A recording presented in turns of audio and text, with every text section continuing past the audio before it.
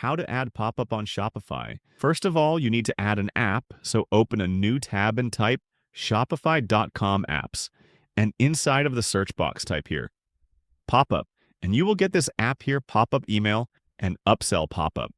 And this app provides free plan. So open this app and click on Add App and click on Install App. So the app has been successfully installed. And now let's see how to customize the pop-up so you can select template from here. So I'm going to selecting this one and now click on Content. And you can change the layout, can replace image. And now we can change the element. We can change the text from here. The same way we can change all this text and now click on Success. And you can change layout from here. You can change text from here. And now go to Design, you can change the pop-up position. And now click on Controls. And I'm going to selecting here, Schedule and Triggers, select Immediately Done. And now we need to publish the pop-up.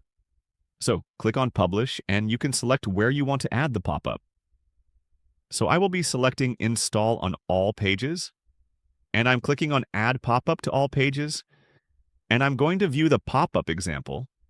And here you can see the pop-up has been successfully added to my Shopify store.